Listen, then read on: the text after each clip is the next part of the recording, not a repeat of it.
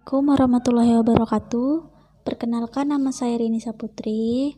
Di sini saya akan menjelaskan tentang menanamkan rasa percaya diri. Menurut para pakar, anak memang lahir dengan bermacam watak. Namun orang tua juga mempunyai peran yang besar dalam menuntut dan menjaga perilaku mereka. Bagaimana menumbuhkan dan mengembangkan semangat putra dan putri Anda? Ada 5 pokok yang disarankan para ahli. Pertama, jangan pelit pujian. Ketika anak mulai bisa berjalan, sebagai orang tua, tentu Anda gembira bukan main, meskipun cara berjalannya masih belum mantap. Padahal, pada tahap ini, jangan mengkritiknya, apalagi memarahinya jika ia terjatuh. Sebaiknya pujilah ia karena keberaniannya dan harus coba menyemangatinya untuk terus mencoba. Ketika anak beranjak besar, ubahlah pujian yang kita berikan ketika ia berhasil mengerjakan tugas sekolah dengan baik atau mendapatkan nilai raport yang baik. Janganlah ragu untuk memujinya. Yang kedua, biarkan anak memilih. Biarkan anak memilih sendiri warna baju yang akan dia pakai atau memilih jenis les yang diinginkannya. Bagus untuk menumbuhkan motivasi mereka. Memberi anak pilihan berarti memberikan keyakinan saya mampu melakukan suatu hal. Dr. Dick Mayer, PhD, pakar komunikasi dari Florida AS. Menurut Dick Mayer, anak yang dapat membuat keputusan biasanya juga menjadi anak yang terbuka dan dapat melakukan kegiatan dengan baik, dan jika dihadapkan pada suatu tantangan, mereka mampu mencari solusinya. Perlu diingat pula, meskipun Anda bisa meyakinkan anak untuk ikut olahraga tertentu, Anda tidak bisa meyakinkan anak untuk olahraga tertentu.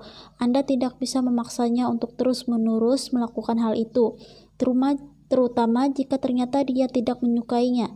Tidak ada seorang pun yang suka dipaksa, ujar Edward L. Deci, PhD, guru besar psikologi Universitas Rochester, New York, AS. Menurut Edward, orang tua juga perlu mendengar dan memahami suatu masalah dari sudut pandang anak. Hal penting dalam mengajarkan anak membuat suatu keputusan adalah membiarkan anak memilih berdasarkan alasan mereka sendiri, namun juga lupa menjelaskan pada mereka apa saja akibat yang mungkin dapat terjadi dari keputusan yang mereka ambil. Apapun hasilnya, sebaiknya hindari campur tangan Anda terhadap hal tersebut, agar mereka memahami bahwa baik buruknya suatu pekerjaan sangatlah tergantung pada tindakan mereka sendiri. Yang ketiga, latih anak untuk memecahkan masalah. Jika mengalami hambatan pada tugas sekolah atau mengalami perbedaan pendapat dengan guru, wajar jika orang tua ingin membantu membelanya.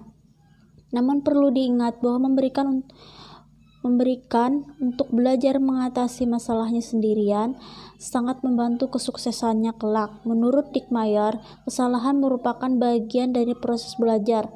Karenanya, sikap terlalu protektif terhadap anak akan membuat mereka berpikir kalau mereka tidak mampu mengerjakan sesuatu sebagai orang lain. Dick Mayer menyarankan akan lebih baik jika orang tua mau melihat masalah yang dihadapi berdasarkan sudut pandang anak. Kemudian bantulah dia membuat beberapa pilihan. Ajari anak membuat daftar pilihan sekaligus konsekuensi yang harus ditanggungnya jika ia melakukan salah satu dari berbagai alternatif yang ada. Dan dengan demikian, anak akan belajar untuk membuat keputusan sendiri yang bertanggung jawab atas keputusannya tersebut. Yang keempat, sesekali berilah hadiah. Menurut Dr. Edward, pemberian hadiah bisa berhasil jika dilakukan sesekali.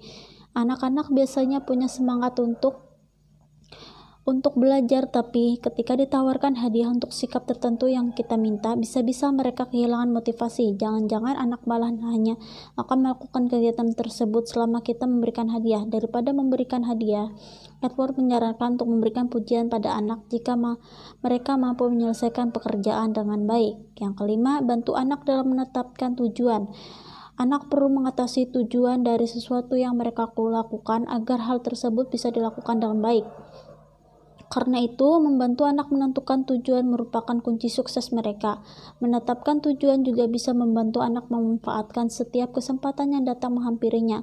Bila tidak memiliki target yang spesifik, maka keinginan atau harapan anak biasanya lebih gampang hilang dari ingatan anak. Terima kasih, sekian dan terima kasih penjelasan materi dari saya. Wassalamualaikum warahmatullahi wabarakatuh.